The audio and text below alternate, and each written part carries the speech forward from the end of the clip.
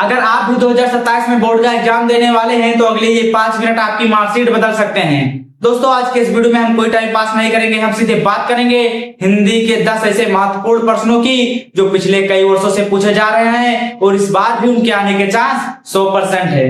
तो पेन और पेपर उठा लीजिए और चलिए शुरू करते हैं।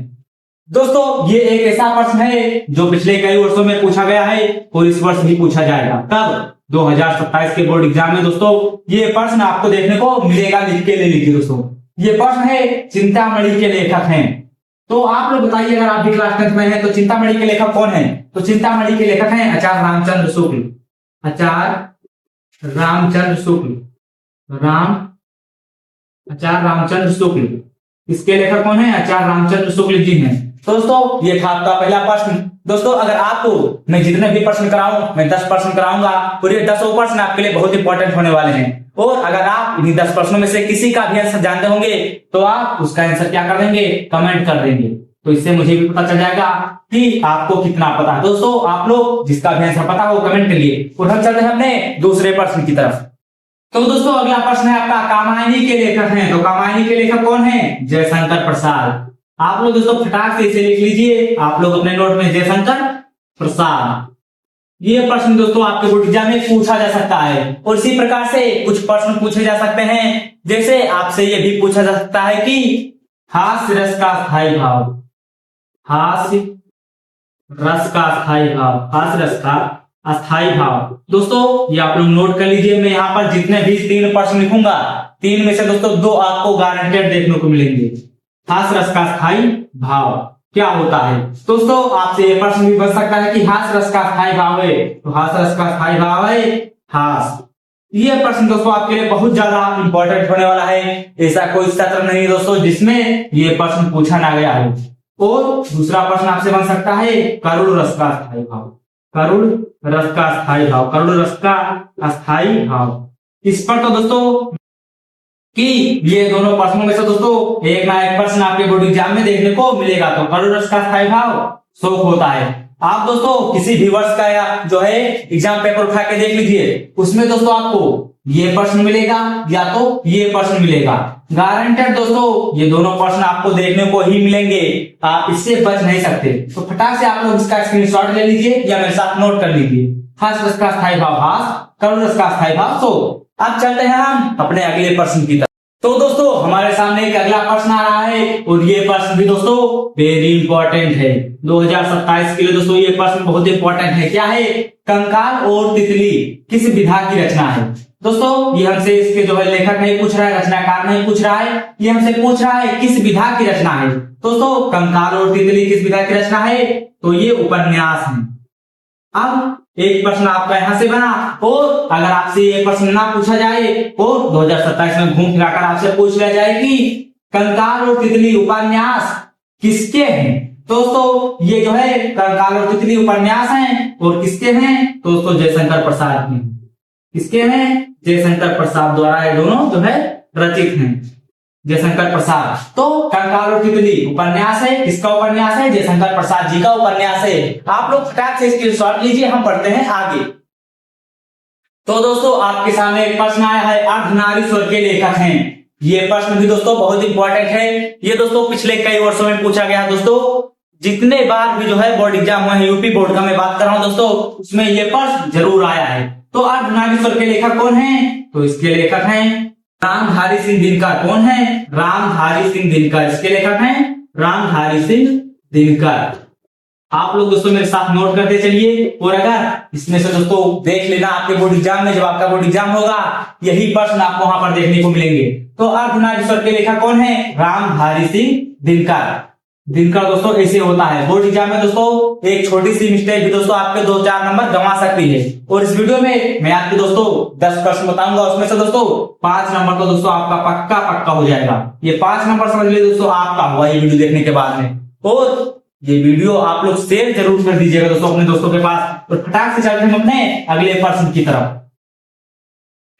तो दोस्तों अगला प्रश्न आपसे पूछा जा सकता है कि हंस पत्रिका के संपादक हैं। ये प्रश्न दोस्तों इतना कॉमन प्रश्न है कि ये हमेशा पूछा ही जाता है। दोस्तों अगर आप इसे ध्यान से देखेंगे, हंस पत्रिका के संपादक तो ये बहुत इंपॉर्टेंट प्रश्न है, हर साल पूछा जाता है। इस बार भी इसके आने के चांस 100% है। 2027 में दोस्तों ये प्रश्न आएगा। क्या है? हंस पत्रिका के संपादक तो कौन है? मुंशी प्रेमचंद जी हैं। कौन है? मुंशी प्रेमचंद। कौन है? मुंशी प्रेमचंद। दोस्तों ये प्रश्न आपका बहुत इंपॉर्टेंट है। अगर दोस्तों मैंने जितने भी प्रश्न बताए हैं देख लेना, बोर्ड का एग्जाम होगा आपको ऑटोमेटिक पता चल जाएगा। दोस्तों मैं ये कोई ऐसा नहीं बता रहा हूँ कि कॉपी नहीं है जिससे मैं देखकर बता दूं कि आपके बोर्ड एग्जाम में यही आएगा। लेकिन दोस्तों आज मैं जितने भी प्रश्न कराऊंगा वो पिछले 10 से 12 साल से जो है लगातार पूछे जा रहे हैं। तो क्या दोस्तों जो प्रश्न हमेशा आ रहे थे वो क्या इस बार आएंगे? नहीं, पूरा प्रश्न चेंज हो जाएगा। दोस्तों मैं आज आपको 10 प्रश्न बता रहा हूँ। क्या 10 में से दोस्तों 5% भी आपके बोर्ड एग्जाम में नहीं आएगा? 100% आएगा दोस्तों। इन्हीं प्रश्नों में से दोस्तों आपका प्रश्न बनता है। बोर्ड एग्जाम का पेपर दोस्तों कोई ऐसा नहीं बनाता है कि बच्चे फेल हो जाएं, एकदम नॉर्मल पेपर रहता है, आप निश्चित हो जाइए। और अगर दोस्तों अगर आप लोग अपना जो है एमसीक्यू टेस्ट देना चाहते हैं कि आपका जो है एमसीक्यू बैक है, एमसीक्यू वीक है और आप अपना ये जो है मजबूत करना चाहते हैं, तो दोस्तों मैं आपको एक वेबसाइट बता रहा हूँ, एकदम सीक्रेट वेबसाइट। वहां पर जाके दोस्तों आप लोग क्लास 10th के यूपी बोर्ड की जो है तैयारी अच्छे से कर सकते हैं। मैं यहाँ पर दोस्तों लिख दे रहा हूँ वेबसाइट टारगेट यूपी बोर्ड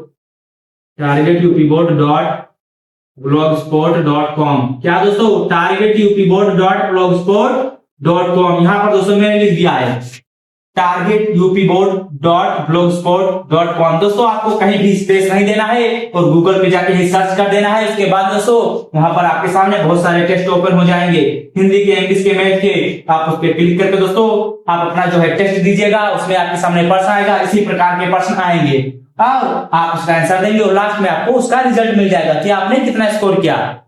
तो दोस्तों इस प्रकार से अपनी तैयारी को दोगुनी कर सकते हैं, दोगुनी नहीं दोस्तों 10 गुनी कर सकते हैं। अगर आपको एमसीक्यू बिल्कुल भी नहीं आते तो आप इसी वेबसाइट पे जाइए, अपनी तैयारी को अच्छे से बेहतर बनाइए। हम चलते हैं अपने अगले प्रश्न के पास। अगला प्रश्न जो कि है साकेत महाकाव्य के रचनाकार हैं। तो साकेत किसकी रचना है? साकेत मैथिली शरण गुप्त की रचना है। किसकी? मैथिली शरण। यहाँ पर मैं दोस्तों अच्छे से लिख रहा हूँ, मैथिली शरण गुप्त। इसकी है मैथिली शरण गुप्त की। और ये प्रश्न भी दोस्तों आपका बहुत इंपॉर्टेंट है। आज मैं जितने भी प्रश्न कराऊं बस कृपया करके उसे जो है नोट कर लीजिएगा कहीं ना कहीं, वरना ये वीडियो तो आपका जो है गायब हो जाएगा। लेकिन आप जो लिख कर रख लोगे वो आपसे कभी नहीं गायब होगा, आपके दिमाग में भी याद हो जाएगा। तो इसके साकेत महाकाव्य के रचनाकार कौन है? मैथिली शरण गुप्त। दोस्तों बहुत लोगों ने अभी तक वीडियो स्किप करके छोड़ दिया होगा, क्यों? क्योंकि उन्होंने ये ब्लैक बोर्ड पर ध्यान दिया होगा, व्हाइट बोर्ड पर। ये तो व्हाइट बोर्ड पर पढ़ा रहा है, इससे कौन पढ़ेगा? दोस्तों मैं बता रहा हूं ये आज व्हाइट बोर्ड है, लेकिन कभी ना कहीं भी ये भी दोस्तों डिजिटल बोर्ड बनेगा। मैं गारंटी लेता हूं दोस्तों, मैं इसी प्रकार से पढ़ाता रहूंगा।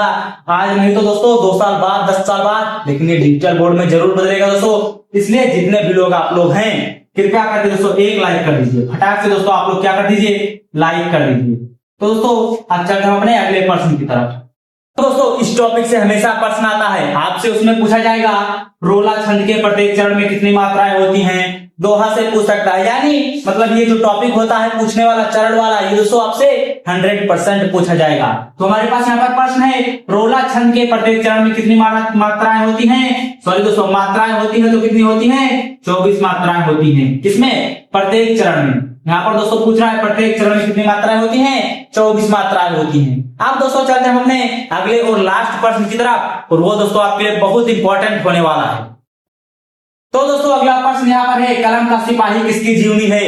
इस प्रश्न का दोस्तों आप लोग जो जवाब है वो दोस्तों कहाँ देंगे? कमेंट बॉक्स में आप लोग इसका जवाब देंगे, अगर पता है तो। अगर नहीं पता है दोस्तों तो आप लोग एक बार जाइए गूगल पर सर्च करिए कि कलम का सिपाही किसकी जीवनी है। दोस्तों आपको आंसर पता चल जाएगा, आप लोग आके यहाँ पर कमेंट में इसका आंसर जरूर बताना। दोस्तों इसका जो है आंसर है वो तो मैं नहीं बताने वाला हूं, लेकिन अगर आप लोग चाहते हैं कि इसी प्रकार के मैं और भी एमसीक्यूज लाऊं जो आपके बोर्ड एग्जाम के लिए बहुत ही इंपॉर्टेंट हो और सभी विषयों को लाऊं, दोस्तों आप लोग इस वीडियो में अच्छे से लाइक करिए और शेयर करके कमेंट में बताइएगा कि क्या आप लोगों को मैंने जितने भी बताए वो इंपॉर्टेंट लग रहे हैं। दोस्तों आज हो सकता है कि आपको लग रहा होगा कि ये प्रश्न नहीं आएंगे, लेकिन आप जब बोर्ड एग्जाम देकर आएंगे तब आप सोचेंगे कि कोई कह रहा था कि मतलब इसी प्रकार के प्रश्न आते हैं। तो आप लोग निश्चिंत हो जाइए, एमसीक्यू दोस्तों बहुत हार्ड नहीं पूछा जाता है, इसी प्रकार से पूछा जाता है।